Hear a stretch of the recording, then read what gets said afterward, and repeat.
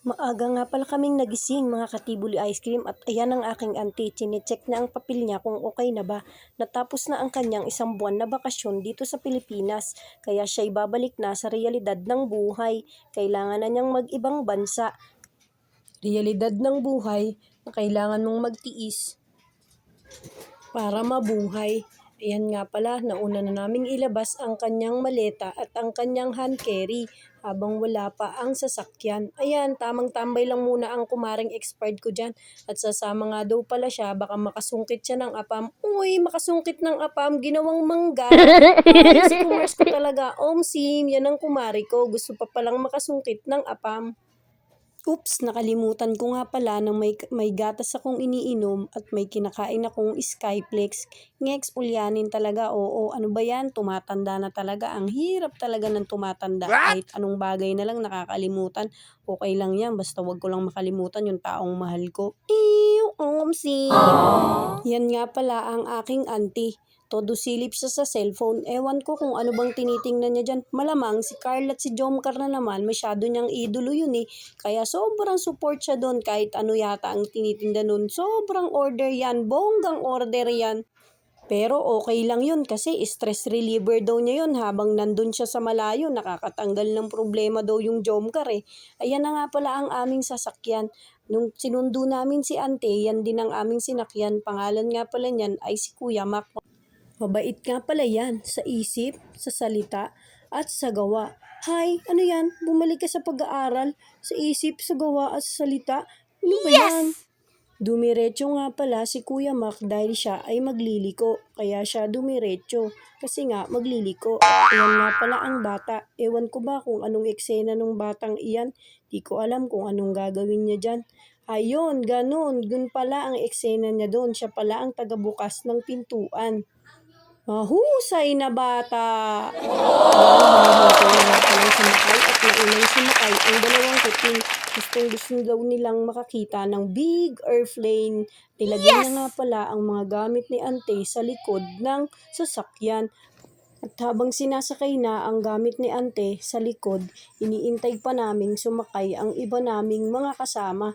Ayan ang darling ko. Sumakay na ang darling ko. Siyempre, ang kumaring expired ko ang kasunod. At ang siyempre, hindi mawawala si Sandra. Ayan na yung bata. Gustong sumama niya eh, kaya lang bawal. Ayaw siyang isama ng tita niya tsaka ng mama niya.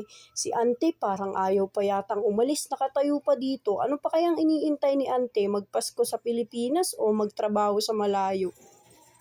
Ayun. Iniintay lang pala ni Anting maisa kayong mga bagay sa likod. At ayan, naglalakad na ang aking ante palapit sa sasakyan.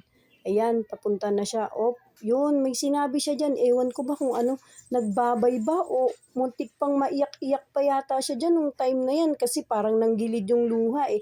Ngayon lang daw niya kasi naramdaman na may nagmahal sa kanyang pamilya. Oops, yung kumari ko, pakaway-kaway, excited nang makasungkit ng apam.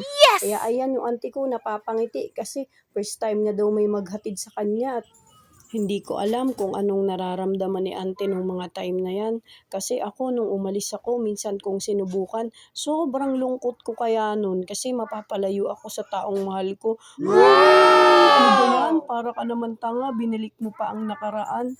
Pero ganun talaga eh. Swertihan lang talaga sa abroad. Pag sinwerte ka, swerte mo. At syempre, kasama ang pamilya mo, laging nandoon para suportahan ka at gabayan ka habang nasa malayo ka. Kasi mahirap pag nasa malayo ka, pag wala man lang ni isang pamilya mo ang nangangamusta sa'yo. Madami nang nakaka-experience, kakamustahin lang daw pagka nakuha na yung gusto or may kailangan. Totoo ba yun? Marami bang nakaka-experience na ganun? Na kailangan lang kayo pagka may kailangan sa inyo. Ang hirap naman ng ganun, kailangan lang pag may kailangan. Hindi ko Oh napansin, ang my dami kong God. kinikwento. Malapit na pala kami sa Naiya nung time na yan. Fast forward na natin guys at ayan na kami sa Naiya. Naglalakad na ang dalawang kuting. Shout out nga pala kay Ashril at kay Ambo. Swerte nyo, nakasama kayo ngayon. Nakikita nyo na yung big airplane. Sa totoo lang kasi ayaw payagan ng mga nanay yan kaya pinilit pa talaga nila yung nanay nila at ginamit pa nila si ante para lang payagan silang makasama dahil sa kagustuhan nilang makalayo-layo man lang dito. Kasi yung mga bata na yan dito-dito lang naman talaga yan, hindi naman nalalayo ng lugar yan, puro dito lang sila sa gawing Bulacan.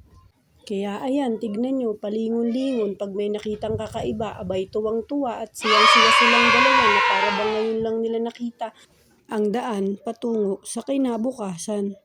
Yan nga pala guys, alam nyo kasi ang kasabihan nung araw, Japan-Japan daw, sagot sa kahirapan. Totoo ba yun? Parang hindi naman eh.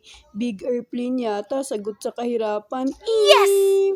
Tinatak nga pala namin ang tamang daan, ayan, at palingon-lingon pa sila. Pero hindi, tamang daan naman yung dinadaanan nyo, hindi naman kayo sasagasaan dyan. Subukan lang nilang sagasaan kayo, heist talaga. Pag sinagasaan kayo, ade boom, boom, sapol. Entrance for passenger only guys at habang nagbibideo ako dyan may isang buong pamilya akong nakita at ayan may apang pampakembot-kembot dyan siguro sobrang saya niya kasi makakasama niya yung pamilya niya papunta sa malayo kasi masarap lang talaga sa pakiramdam na kasama mo yung pamilya mo habang nagtatrabaho ka at magkakasama kayo at least pagkasama mo ang buong pamilya mo kahit sa lungkot at ginhawa kasama mo sila kahit hirap ka pag-uwi mo may dadamay sa'yo at may magpapawala ng pagod mo. Ayan nga pala si kuya nasa entrance para siya yung taga-check ng papel kung ikaw ba talaga yung pasaherong sasakay patungo sa ibang bansa. Nakatayo nga pala si kuya dyan. Ayan oh, parang model ba, 'di ba? Ang ganda. Ayan, may paabot-abot pa siya ng kamay.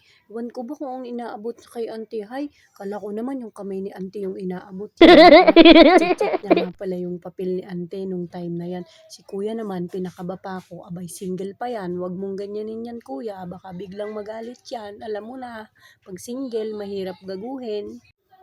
Pumasok na si ante. Ayan na, guys.